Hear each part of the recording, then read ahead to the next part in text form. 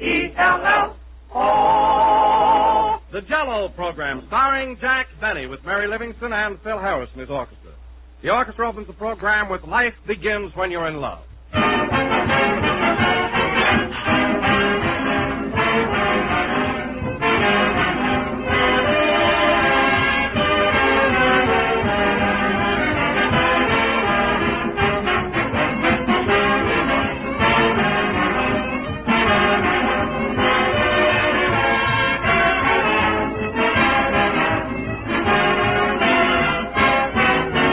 It's not always that you can have delicious things to eat and to save money at the same time, but sometimes you can.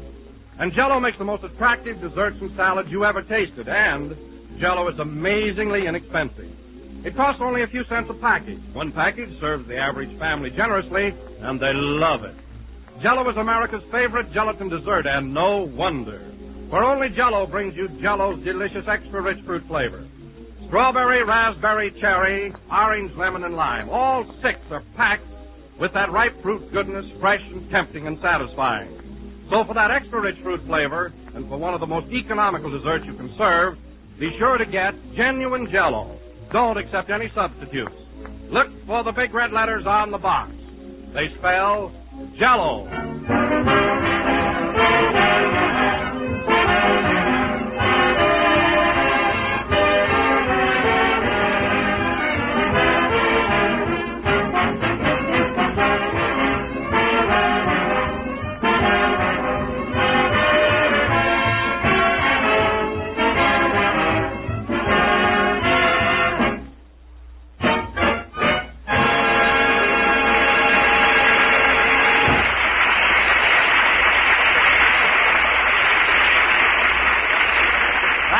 Life Begins When You're in Love, played by the orchestra. Now, ladies and gentlemen, we bring you a man who has joined the ranks of Hollywood turfmen and bought himself a racehorse, Jack Benny.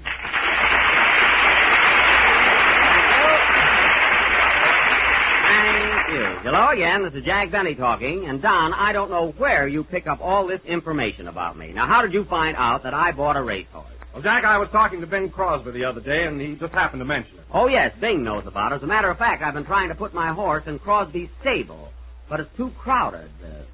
Crosby has an enormous stable. There's plenty of room there for your horse. All right, then he wanted too much money.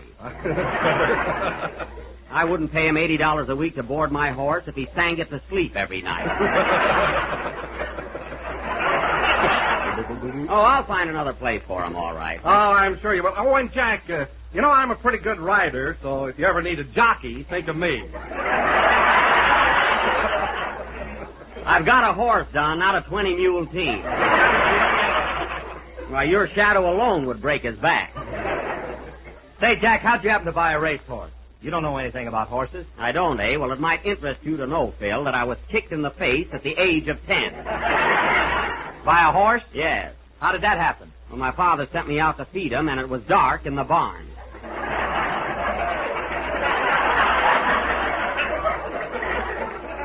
Now, believe me, fellas, I know plenty about horses. But why this secrecy? Why didn't you tell us about your horse before? Well, I didn't want people to think I was showing off or doing it for publicity. You know how modest I am, you know? Yeah, what's the name of your horse? Buck Benny. And you're going to hear from that baby. If I'm any judge of thoroughbreds, he's going places. Well, tell us more about it, Jack. Is it a yearling? What's that, Don? Is it a yearling? Well, it's a sort of a back bay color with a black spot on his nose. Oh, you don't understand, Jack. Is it a yearling? In other words, how old is it? It was 2 years old in January. So I wish you'd talk a little plainer, Don. I didn't quite get you there, you know. But it's a real thoroughbred, and I know. By the way, Jack, who's your horse's sire? What is that, Phil? I said, who's the sire? The sire? Yes. Oh, I am. I paid for the horse.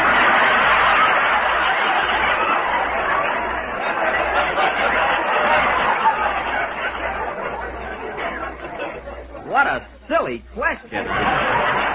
Gee, Phil, you don't know what you're talking about, do you? I don't, eh? Well, let's see what you know. Is your horse a gelding or a filly? A what?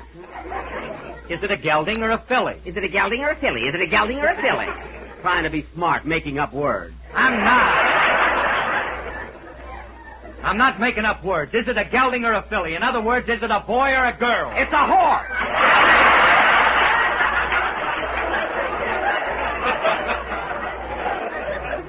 My goodness, you're just a dodo if there ever was one.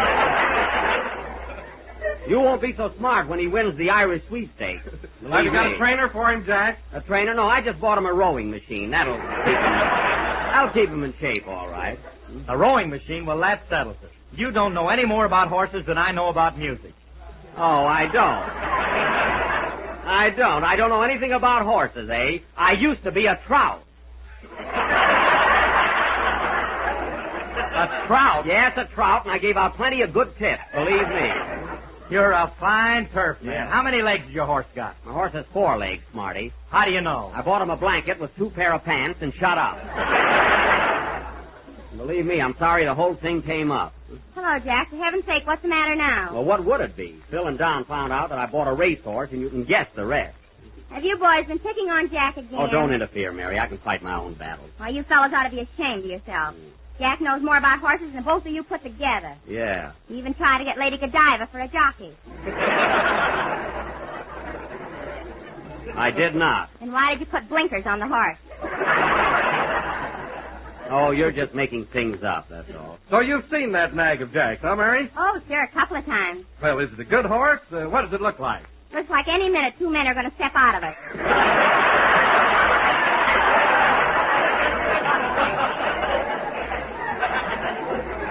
It does not. It's a fine-looking steed. Well, it is. And gee, fellas, you ought to see the way Jack pampers that horse. Pampers him. What do you mean, Mary? Jack bought him shoes with arch supporters. Now, look, fellas, Mary's giving you the wrong impression. Now, here's a picture of him, Don. He's a pretty good-looking animal, isn't he? Say, he is at that. Yeah. Hey, Jack, let me see that picture, will you? Here you are, Kenny. What do you think of him? Oh, boy, he's a beauty. Looks pretty fast, doesn't he? I'll say he does. Well, why is he laying on his back? Kenny, turn the picture around like this. There. Well, I'll be darned. He got up. Yeah. He does all kinds of tricks like that. Now, go ahead and sing your song, Kenny, and give me back that picture. Say, wait a minute. Let me have a look at that. Here you are, Phil. Well, is that a real horse or isn't it? A good-looking animal, all right. But wait a minute. What's this stamped on the back of the picture? Where? Right there. It says Man o' War. Man o' War? Well, that's the name of the photographer, Joe Man o' War. He's a Greek fella. Oh. Sing, Kenny. I must have picked up the wrong picture.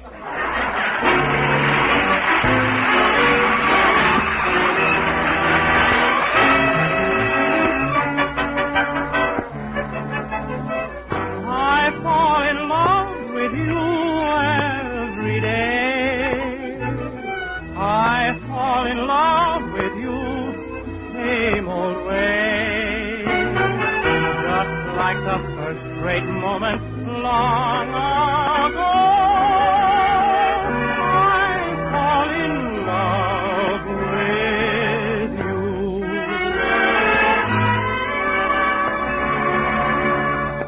The day we fell in love was simply rapturous. I never thought that spell could quite recapture us. Yet each time we meet, it's all the same again. And this eager heart bursts into flame again. I fall in love with you every day. I fall in love with you same old way. Just like that first great moment long ago. Same old thrill, same old glow. I always find your kiss just like new. And rediscover this charm of you. And every day, like our first rendezvous,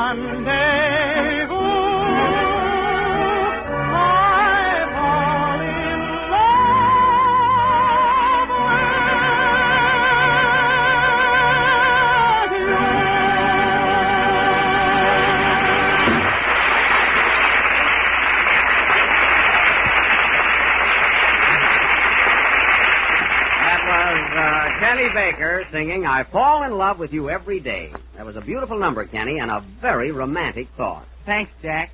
I dedicate that song to your horse. To my horse? Why? Oh, I'm mad at my girl. Oh. A little snip. Kenny, gee, I never saw a kid like you, always getting a new girlfriend, then picking a fight with her. What's the matter with you? Oh, I don't know. I guess I'm just a gorilla. Kenny, you're a simian, but not quite a gorilla. Well, he's young yet. Yeah. And now, ladies and gentlemen, going from the zoo to our plays, tonight we are going to present what we think is an... Jack, pardon me for interrupting, but I just noticed that your shoelace is untied. My shoelace? Oh, so it is. Thanks, Don. Excuse me a minute, folks. Ladies and gentlemen, while Jack is bending down to tie his shoelace, why don't you skip out and buy yourself a package of Jello? Oh, so that's your little trick, huh? It comes in 6 delicious flavors: strawberry, raspberry, cherry, orange, lemon, and lime. Hurry back now. Ah, folks, what other program starts on a shoestring and ends up with a plug? Don, that was a very clever ruse. Now, as I was saying, ladies and gentlemen, tonight, for the first time this year, we are going to offer our annual murder mystery. We feel that this will be a high spot in the career of the Benny Federal Theater Project.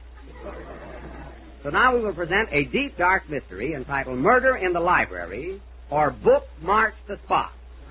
Gee, isn't that clever, folks? And I thought of that all by myself. You laughed all by yourself, too. Now, wait a minute, Mary. That was a very funny title. I can't help it if our studio audience didn't get it. But I'll bet our listening audience liked it. We did not. Now, in our little drama, which will go on immediately after the next number, the cast of characters will... pardon me, folks. Come in. Hiya, Buck. Hello, Sandra.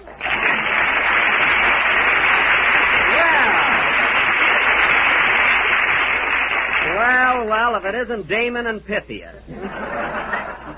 Well, I haven't seen you two fellas in weeks. Where have you been keeping yourselves? Well, we've been pretty busy, Buck. Me on my farm and Slep on his. Oh, that's right. Slep did buy part of your farm. How's it going, Slep? Have you planted anything yet? Yes, but believe me, Vic, it's no good. I'm having plenty of trouble. Well, that's too bad. What's the matter with it? I struck oil last week and it ruined my potatoes.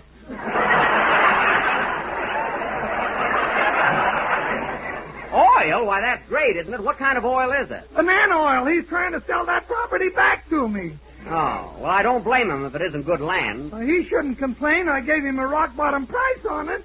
Yes, that's all I got was rocks. Our cactus wouldn't grow there. Well, naturally, Slep, you got to clear the land first. You know, break up the rocks and cart them off. Say, what am I, a chain gang? Well, you just don't know anything about farming, that's all. Is that so? I'm a good farmer. A fine farmer. He bends over in front of goats.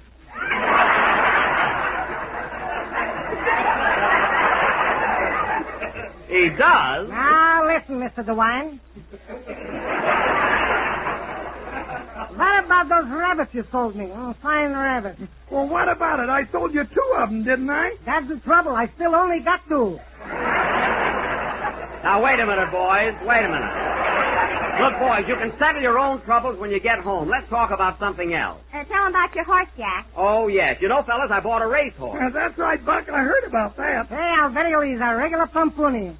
Yes, he's all right, but I'm having trouble finding a place to keep him. Oh, well, why don't you keep him on my farm, Buck? I got a nice pasture for him. Keep him on my farm. I'll dye the rocks green. Well, that's a good idea. I'll tell you what I'll do, fellas. I'll split it between you. Andy, I'll let you feed him for 7 days, and Slep, you can feed him for 7 days. How's that? What are you laughing at, Mary? The most tomatoes in 1 week.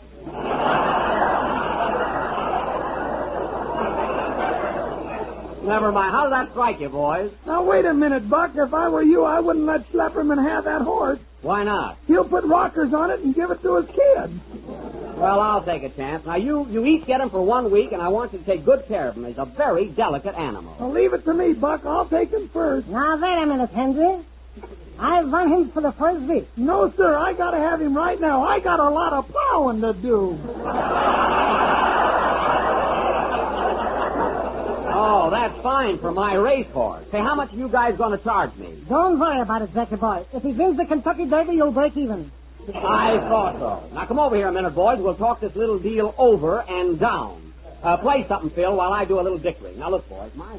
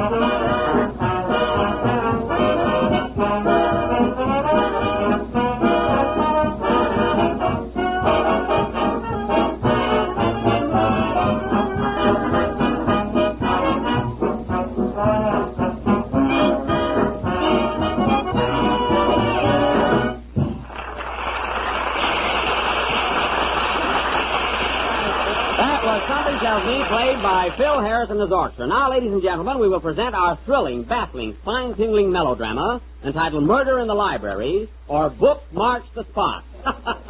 See, I love that.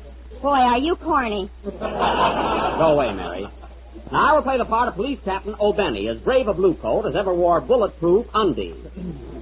Phil Harris and Kenny Baker will be my brave, loyal, and stupid assistants. Here's your badge, Phil. Okay, Chief. Here, Kenny, here's your badge, your uniform, and your club. Okay, where's my flat feet?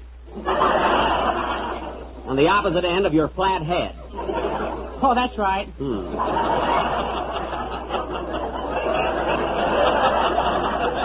Now, Mary Livingston will play the part of Mrs. Sugar Clunkenbush, a much-married society woman who makes a hobby of collecting husbands, guns, and life insurance.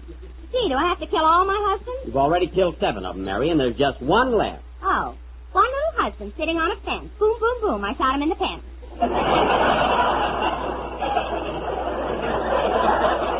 Well, I suppose that wasn't corny. I suppose you didn't write it. Quiet. Now, the part of the butler will be played by Don Wilson, who has been in the service of Mrs. Clunkenbush for about... Don, how long have you been with Mrs. Clunkenbush? It'll be 6 husbands in October. I see. And now for our play, folks. The scene opens at police headquarters where we find Cap O'Benny very busy playing solitaire. Curtain. Music.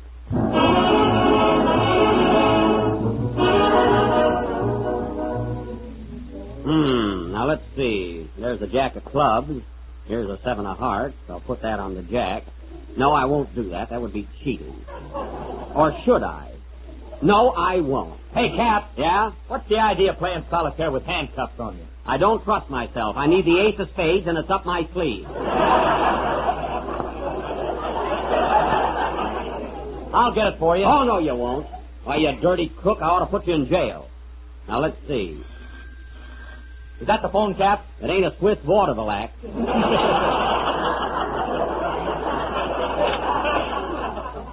Cap O'Benny speaking. Yes, sir? What? You say your wife ran away 8 months ago.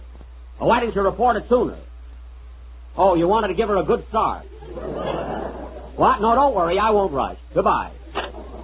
Now, let's see. The 6 of hearts goes on the black king. Oh, I wish I wouldn't do that. But how else can I win? Oh, Cap. What is it, Sergeant Baker? Somebody's been passing phony $1 bills all over town, and I've got one of them. $1 bill, eh? How do you know it's phony? Washington is wearing Lincoln's beard.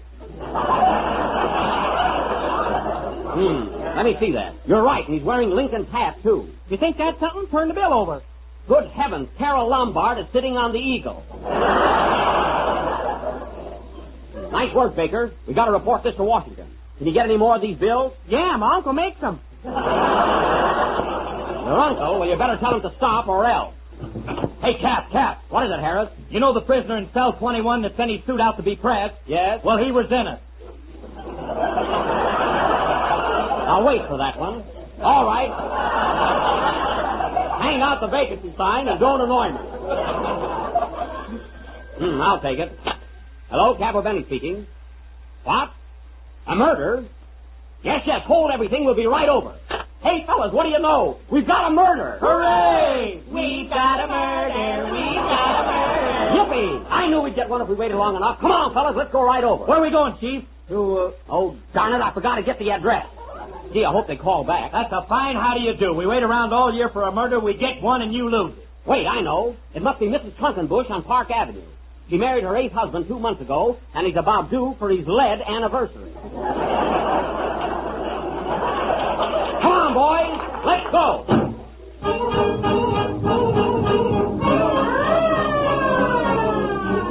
Calling all cars. Go to 215 Maple Street. Man beating up wife. That is all. Man beating up wife. Make a note of that, Sarge. I got it, Chief. Calling all cars. Go to 215 Maple Street. She's beating him up now. That is all. Tear up that note, Sarge. Okay, Chief. Calling all cars. Go to your nearest grocer and ask for a package of Jello. That is all. Well, I see our police department finally got a sponsor. Come on, faster, Sarge. Come on, boys. Here's the place. This is the house right here. Baker, you break down the door. Okay, hold my banana. I told you 1,000 times not to eat on the job. Now break down the door. Let's give him a hand, Harris. Ready, set, go. Well, we've got that down. Here comes somebody now. Did you ring, gentlemen? Ring? No, we didn't. We're the police. Who are you? I'm Blimp, the butler. Blimp, the butler, eh? Yes, and I didn't do it. You didn't do what? Goodness, haven't you heard? We think Mr. Cluckenbush has been murdered. What makes you think so? Well, he's in the library reading a book, and he hasn't turned a page in 3 days. Make a note of that, Sarge. Gotcha, Chief. Can I make a note, too? Quiet. Now tell me, Blimp, where's Mrs. Cluckenbush? Right this way, gentlemen. She's out in the garden burying the gun. Oh, burying the gun, eh? Her husband is murdered, and she's out in the garden burying the gun. What do you make of that, Baker? She doesn't need it anymore. Now you're clicking, you cluck. Come on, Blimp, take us to Mrs. Cluckenbush. Right this way, you bums. Come on, then. Aha! We got you this time, Mrs. Cluckenbush. Oh, how do you do, Captain? I've been rather expecting you. Oh, you have. Now there's no use calling, Clunky. Your butler, Blimp, broke down and confessed. Flint broke down, eh? Yes. I knew I should have filled him with helium. Now listen, you just buried a gun in this garden, didn't you? I buried a dagger, too. Oh, so you not only shot your husband, but you stabbed him, too. Yep, I got the daily double. Well, you've gone too far, Mr. Cluckenbush. You've had 8 husbands in 4 years, haven't you? What about it? And they all met untimely death. Take your first husband, the big game hunter. You went on a hunting trip with him, and he's the first thing you shot. Well, he looked like a gazelle. That's no excuse. And your second husband. You mean Pasquale? Yes, Pasquale. You no sooner fell in love with him than we found him laying on the floor with an arrow in his back. You did that. Could have been Cupid, you know. That's what you told the jury. And your third husband was killed, too. What happened to him? All I did was slap him on the back. Yes, but he was leaning out of a penthouse window at the time.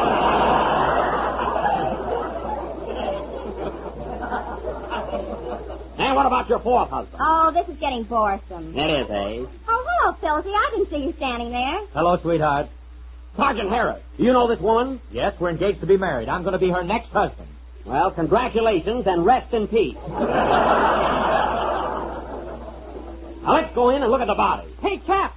What is it, Baker? I was in the library just now, and I don't think Mr. Cluckenbush is dead yet. How do you know? I went to reach for his pulse, and he shook hands with me. Well, let's hurry up in there. Imagine a man shot and stabbed and still alive. There he is, Cap. Mr. Cluckenbush, how do you feel? A little drafty. Well, I shouldn't wonder. Now tell me, can you name the person or persons who tried to kill you? Why, of course I can. I was here at the time. Then tell me exactly what happened. Make notes on this, Harry. Okay, Chief. Now go ahead. Well, I was sitting here in the library reading a book, when all of a sudden the door behind me opened, so I turned around and started reading to see the police station. Of course, I couldn't tell the racing station what I said rain at all, and I figured my going to save the station the forest station. And right at the time we were supposed to see Big Beat, oh, Senate, oh, it was ghastly. The man must be hysterical. Now, Mr. Conklin, say that again and slower. This is important. All right. I was sitting in the library reading a book, and my received the Morgan Senate station. Oh, she came in. No, they would say the 5 o'clock. Oh, she didn't come in. No, I was in a 7 Oh, she came in. Oh, he's delirious now. He's getting weaker. Quick, get him a glass of water. Here you are, Captain. Thanks. Now drink this, quick. How do you feel now? Oh. Good heavens, he's dead. Mrs. Conklin, what was in that glass of water? Well, I only put in a capsule of Chesterton, then I washed the capsule of cloth-night, and then Chesterton, and that's the truth. Move over, Conklin-Bush. I'm tired. Play, Phil.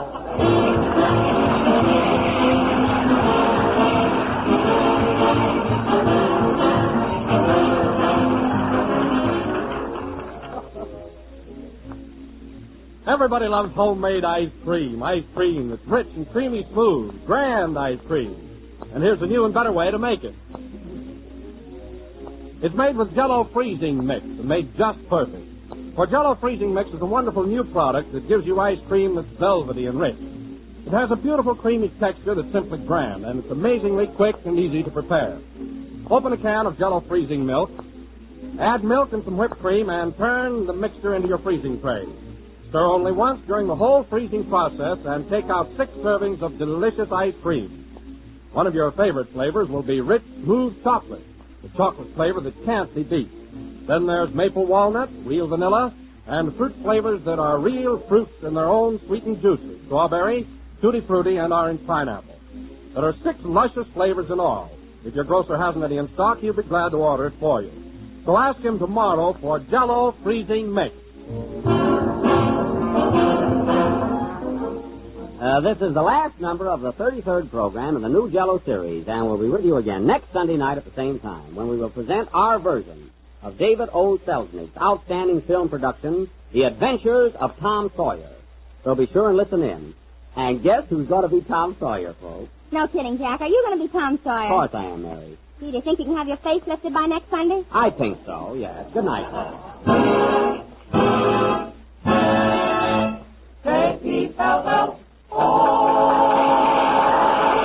This is the National Broadcasting Company.